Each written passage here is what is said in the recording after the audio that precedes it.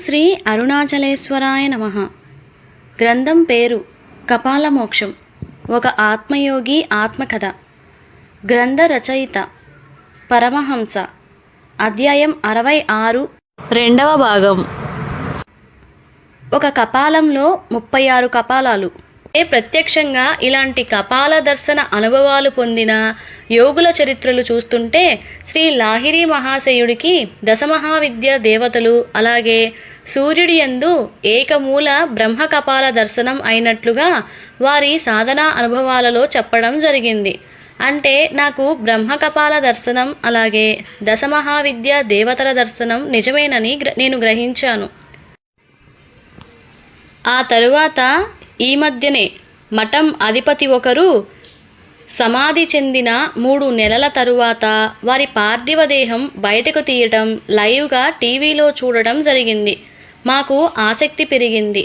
కొద్దిసేపటికి సమాధి పలకలు తీసి చూడగా అందులో జీవ సమాధి చేసి ఉన్న ఆ మఠాధిపతి పార్థివ దేహం సజీవమూర్తిగానే జీవకళతో ఉంది.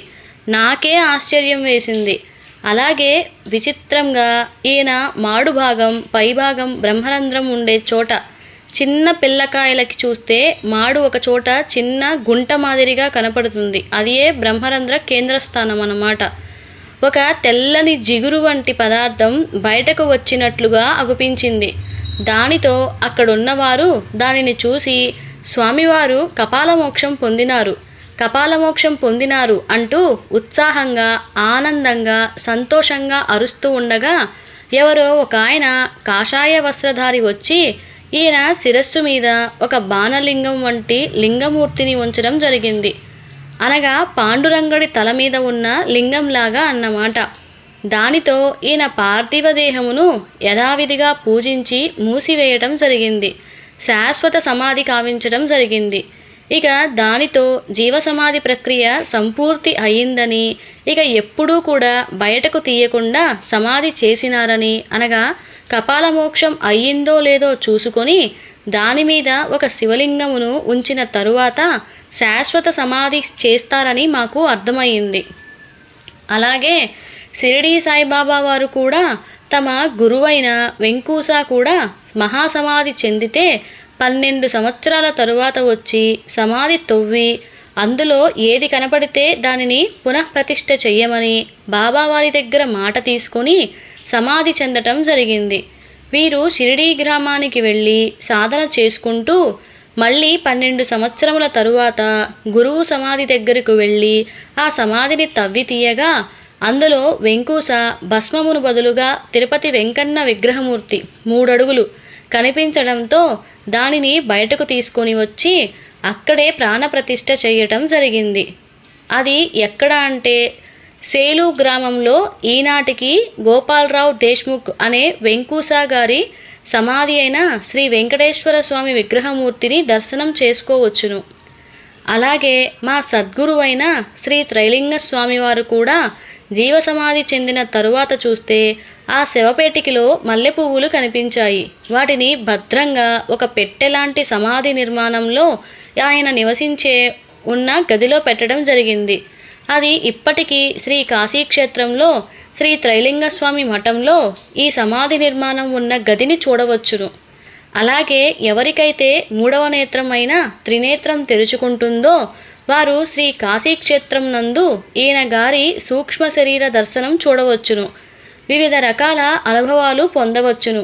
ఎందుకంటే మా ఆజ్ఞాచక్రం సాధనా స్థితిలో ఉన్నప్పుడు ఈయన గారి ఆత్మదర్శనం నాకు అయిందని మీరు మా ఆజ్ఞాచక్ర అనుభవాల యందు ఈపాటికే తెలుసుకున్నారు కదా. కాశీక్షేత్రమే ఆజ్ఞాచక్రం జాగృతి కేంద్రం.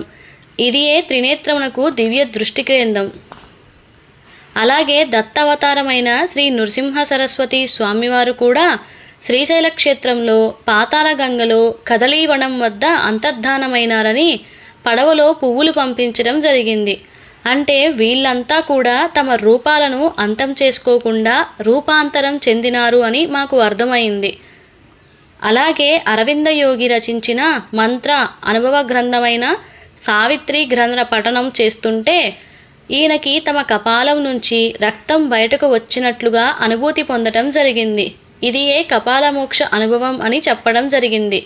వారు మహాసమాధి చెందినప్పుడు ఇలాగే జరగటం విచిత్రం.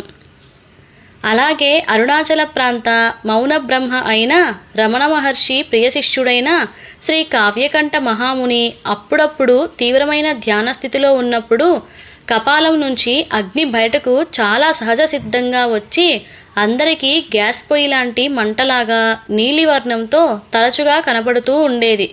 ఇది ఎందుకు కనబడుతుందో అర్థం అవ్వక దీనితో చాలా ఇబ్బందులు పడిన తరువాత మౌనబ్రహ్మ చెప్పిన విధి విధానాలతో ఈ మంట పైకి రాకుండా చేసుకోవడం జరిగిందని వారి చరిత్రలో చదవటం జరిగింది. ఒక కపాలంలో ఇన్ని రకాల కపాల మోక్షాలేంటో. ఒకరికి తెల్లని పదార్థం రావటం అంటే రాఘవేంద్ర స్వామి మఠం అధిపతికి, మరొకరికి ఎర్రని రక్తం రావటం ఏంటి అరవింద యోగికి, మరొకరికి అగ్ని రావటం ఏంటి కావ్యకంఠ మహామునికి. వామ్మో, కపాల మోక్షం అంటే కపాలం పగలటం అనుకున్నాను, కానీ వీటిని చూస్తే అలా అనిపించటం లేదు. వీటి వెనుక ఇలా పలు విధాలుగా కపాల మోక్షం ఉంది అంటే ఏదో తెలియని విషయమే ఉండాలి. అది ఏమిటో కనిపెట్టాలి.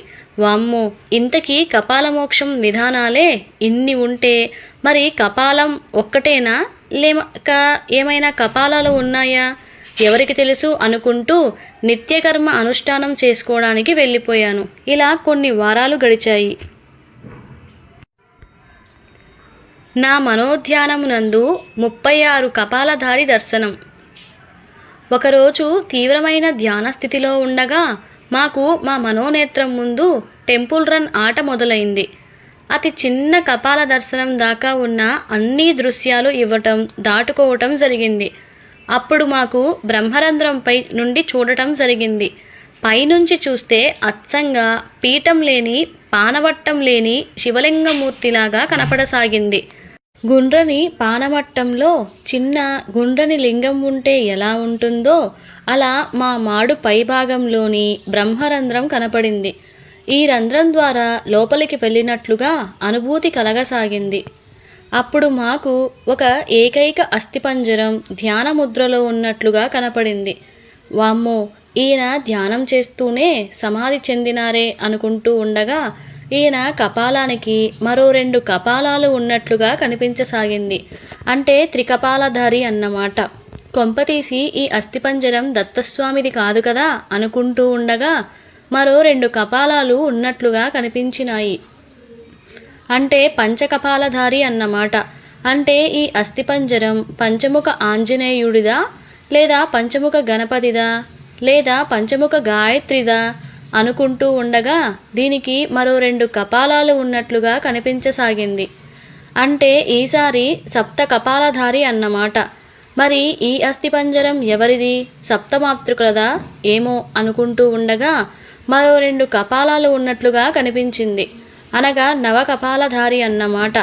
మరి ఈ అస్థిపంజరం నవనాథులదా లేదా నవనాగులదా అనుకుంటూ ఉండగా మరో 2 కపాలాలు ఉన్నట్లుగా కనిపించింది. అనగా ఈసారి ఏకాదశి కపాలధారి అస్థిపంజరం కనపడింది. అంటే ఈ అస్థిపంజరం కొంపదీసి ఏకాదశ రుద్రుడదా అనుకుంటూ ఉండగా మాకు ధ్యానభంగమైంది. నిజానికి మాకు ధ్యానంలో ఒకేసారిగా కపాలాల దర్శనం కాలేదు. మొదట ఏకకపాలధారి దర్శనం అయినా కొన్ని వారాలకి త్రికపాలధారి దర్శనం అయ్యింది. ఇలా మాకు మొత్తం 1, 3, 5, 7, 9, 11 కపాల దర్శనాలు అవటానికి 1 సంవత్సరం పైగా పట్టింది. కాకపోతే మా అనుభవాలను ఏర్చి కూర్చి ఒకే ధ్యాన అనుభవంగా చెప్పడం జరిగింది. అయితే ఈ ధ్యాన అనుభవం నిజమో కాదో అన్నప్పుడు నాకు ఒక సదాశివమూర్తి ఫోటోని పంపించడం జరిగింది. ఆయనకి 25 తలలు 50 చేతులు ఉన్నాయి. తలలు కూడా మొదట 1 తల, ఆ తర్వాత 3 తలలు, ఆపై 5, 7, 9 తలలు ఉన్నాయి. అంటే మొత్తం 25 తలలు ఉన్నాయి. మరి నాకైతే 36 తలలు వరుసగా కనిపించాయి. కానీ సదాశివమూర్తికి 25 తలలు ఉన్నట్లుగా ఈ విగ్రహమూర్తి కూడా మధుర మీనాక్షి దేవాలయంలోని తూర్పు గోపురం గోడపైన ఉన్నదని తెలిసింది. అంటే తలకాయల స్థానంలో నిజానికి కపాలాలు ఉండాలి. కానీ కపాలాలు పెడితే భయపడతారని శిరస్సులు ఉంచినారు అని నాకు అర్థమైంది. మాకు ధ్యానంలో 36 కపాలాలు కనపడితే ఇక్కడేమో 25 తలలు మాత్రమే కనపడుతున్నాయి. ఇప్పుడు ఇంటర్నెట్లో మళ్ళీ ఇలాంటివే అప్డేట్ అయిన ఫోటోలు ఏమైనా ఉన్నాయేమోనని వెతకడం ఆరంభించాను.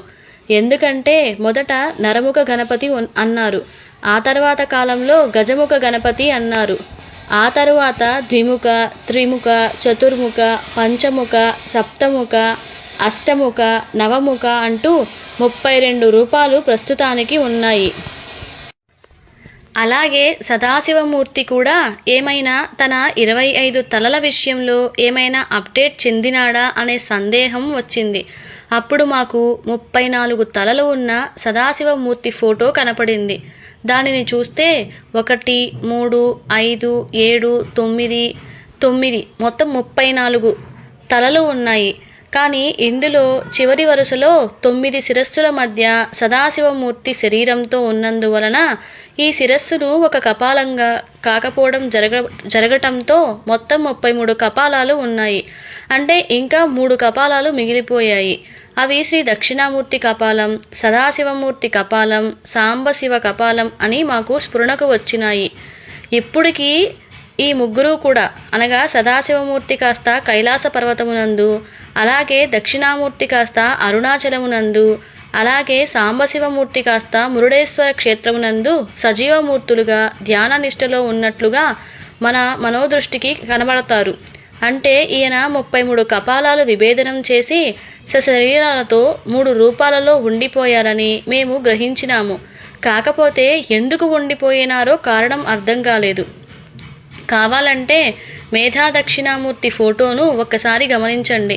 అప్పుడు ఆయన చేతులతో ఒక తాళపత్ర గ్రంథం, ఒక జ్ఞానముద్ర, డమరుకం, చితాగ్ని ఉంటాయి. కుడి పాదం కింద పామును పట్టుకొని అపస్మారక రాక్షసుడు ఉంటాడు. ఈయనను విశ్లేషణ చేస్తే పాము వంటి కుండలిని శక్తిని జాగృతం చేస్తే ప్రాచీన తాళపత్ర గ్రంథం ద్వారా వేదశాస్త్ర పురాణ ఇతిహాసాల యొక్క శబ్ద పాండిత్యం పొందితే, జ్ఞానముద్ర ద్వారా అనుభవ పాండిత్యం కలిగితే, డమరుకం నుంచి వచ్చే శబ్దనాదంతో సాధన చేస్తే చితాగ్నికి చేరుకోవచ్చునని చితాగ్నిని చూపిస్తూ మౌన భాషలో తమ శరీర భంగిమలో A to Z యోగ సాధన చెబుతున్నారని ఎందరికి తెలుసో చెప్పండి. ఇది తెలిసిన వారే నిజమైన పరిపూర్ణ బ్రహ్మజ్ఞానులు అవుతారు. ఇలా నిజమైన బ్రహ్మజ్ఞానమును అందించుటకు మౌన భాషతో జ్ఞానబ్రహ్మగా మిగిలిపోయారన్నమాట. అలాగే మిగిలిన కపాలాల విభేదనం కోసం సదాశివమూర్తి రూపంలో కైలాస పర్వతం లోపల ధ్యానముద్రలో సాధన చేస్తూ ఉన్నారని మాకు అర్థమయ్యింది. ఇలా ఎందుకు జరిగిందో మాకు అర్థం కాలేదు. కానీ మాకు అర్థం కాని విషయం ఏమిటంటే 10 లక్షలకి ఒక కపాలం చొప్పున విభేదనం చేసుకుంటూ పోతే 36 కపాలాలకి 36 × 10 36 × 10 లక్షలు అనగా 3,60,00,000 కాలం పడుతుంది.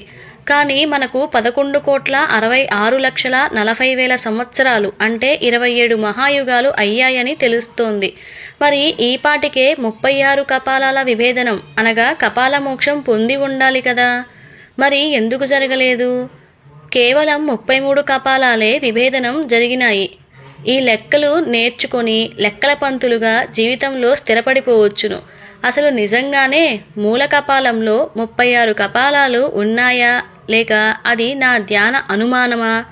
ఎందుకంటే సదాశివమూర్తి ప్రకారం చూస్తే 34 కపాలాలు ఉన్నాయని తెలిస్తే మా అనుభవం ప్రకారం 36 అని వస్తుంది. మరి ఏది నిజమో అనే సందేహం వచ్చింది. దీనికి సమాధానంగా క్రీస్తు శకం 848 సంవత్సరంలో తను రచించిన స్పందన కారిక అనే గ్రంథంలో మూల ప్రకృతిలో 36 తత్వాలు ఉంటాయని, వీటితోనే ప్రకృతి నిర్మింపబడిందని చెప్పటం జరిగింది. 36 తత్వాలు. జ్ఞానశక్తి, మేధా దక్షిణామూర్తి జ్ఞానరూపంగా ఉండేవారు. విశ్వశక్తి, ఆదిపరాశక్తి తన శక్తితో శివుణ్ణి కార్యోన్ముఖుల్ని చేస్తుంది. సదాశివుడు, నేను ఉన్నాను అని అనుభూతిని ఇస్తుంది. ఈశ్వర, అంతటా ఉన్నానని అనుభూతిని ఇస్తుంది. మాయ, నేను జగత్తు రెండిటిని వేరు చేసేది. కళ జీవుడిలోని శక్తిని కార్యోన్ముఖం చేస్తుంది. విద్య వ్యక్తిగత విద్యా విజ్ఞానం. రాగం ప్రాపంచిక లేదా ఐహిక వస్తువుల యందు ఆసక్తి. కాలం త్రికాలాలు నడిపించే కాలచక్రం. నియతి బ్రహ్మాండ చక్రమును నడిపించేది. శుద్ధ విద్య పరిపూర్ణ నిజ బ్రహ్మ విద్య అయిన బ్రహ్మజ్ఞానం. పురుషుడు ప్రకృతికి పురుషశక్తి. ప్రకృతి జీవ ప్రకృతికి శ్రీమూర్తి శక్తి. బుద్ధి ద్వైత భావము అద్వైత భావము స్థితి కలిగేది. అహంకారం 18 రకాల అహంకారానికి మూలశక్తి. మనస్సు స్త్రీ పురుష శక్తులను కలిపేది. స్థిరమైతే యోగి, అస్థిరమైతే భోగి. 17 నుండి 21 జ్ఞానేంద్రియాలు. రుచి, వాసన, వినుట, స్పర్శ, చూచుట. 22 నుండి 26 కర్మేంద్రియాలు. నాలుక, ముక్కు, కన్ను, చెవి, చర్మం. 27 నుండి 31 వరకు శబ్ద, స్పర్శ, రూప, రస, గంధములు. 32 నుండి 36 వరకు భూమి, జలము, అగ్ని, వాయువు, ఆకాశం. ఈ 36 తత్వాలకే ఉన్నట్లుగా 36 దేవతలుగా ఉన్నవారే 36 కోట్ల దైవాలలో పూజలు అందుకుంటున్నారు. ఇలా ఈ 36 తత్వాలు 36 కపాలముల సంకేతాలుగా అవుతాయి. ఎందుకంటే వీటిలో దక్షిణామూర్తి, సదాశివుడు రూపాలు ఉన్నాయి. మిగిలిన అన్నీ కూడా క్రియలకి సంకేతంగా ఉన్నాయి. అంటే ఈ తత్వాలను బట్టి చూస్తే అంగుళ పరిమాణంలో ఉన్న మూల కపాలంలో 36 కపాలాలు ఉండటం నిజమే అని తెలుస్తోంది. నా స్వానుభవం నిజమేనని తెలుస్తోంది. మరి సదాశివమూర్తి యొక్క విగ్రహమూర్తిని చూస్తే 34లో 6వ వరుసలో 11 కపాలాలకి 9 కపాలాలు విభేదనం జరగటం వలన 2 కపాలాలు మిగిలిపోయినాయి. కాబట్టి 6వ వరుసలో 11కి బదులుగా 9 కపాలాలు ఉంచటం జరిగిందని, దీనిని బట్టి చూస్తే ఆయన విగ్రహమూర్తి రూపం అలాగే నా స్వానుభవం నిజమేనని మాకు స్ఫురణ అయ్యింది. ఒకరోజు నాకు అసలు ఈ కపాలంలో ఉన్నది ఎవరో తెలుసుకోవాలనే ఉత్సుకత కలిగింది. దానితో తీవ్ర ధ్యానం చేయడం ఆరంభించాను. ఇలా 36 రోజుల తరువాత నాకు ఒకరోజు ధ్యానంలో మూల కపాలం పైన చితాగ్ని కనపడింది. ఇందులో ఆదిపరాశక్తి ఉంది. ఆవిడ యొక్క ఒక చేతిలో బ్రహ్మ కపాలం, మరొక చేతిలో ప్రేత శరీరంతో మిగిలిన ఆయుధాలతో విచిత్ర స్వరూపంగా కనపడింది. ఆపై 3 కపాలధారిలో ఒక కపాలం నందు దీపదుర్గ దర్శనం, మధ్య కపాలంలో ప్రత్యంగిర స్వరూప దర్శనం, చివరి కపాలంలో చండికామాత దర్శనం ఇవ్వటం జరిగింది. ఆ తరువాత పంచకపాలధారి ఎవరో తెలుసుకునే ప్రయత్నంలో ఉండగా నాకు ధ్యానంలో మా సాధనా శక్తి తట్టుకోలేకపోవడంతో ఎగశ్వాస తన్నుకొని రావటంతో ధ్యానభంగం అయింది. అదే సమయంలో టీవీలో జగన్మాత వైభవం గురించి ఉపన్యాసం నడుస్తోంది. అది ఏంటంటే చితాగ్ని నుండి ఆదిపరాశక్తి ఉద్భవించిందని, ఈమె కాస్త మహాదుర్గ, మహాకాళిక, మహాచండి, త్రిపుర మాతలుగా విడిపోయిందని, ఆ తరువాత తన బిడ్డలుగా త్రిమూర్తులుగాను అనగా బ్రహ్మ, విష్ణు, మహేశ్వరులను సృష్టించిందని, అలాగే తన 16 కళల నుంచి త్రిశక్తి మాతలుగా పార్వతి, లక్ష్మి, సరస్వతిని సృష్టించింది అంటూ చెప్తున్నది నాకు వినపడుతుంటే నాకు యోగమత్తు ఆవరించడం జరిగింది. ఆ తర్వాత ఏం జరిగిందో తెలుసుకోవాలంటే మీరు ఏం చేయాలో తెలుసు కదా. మౌనంగా నాతో ఆధ్యాత్మిక యాత్ర చేయండి. శుభం భూయాత్.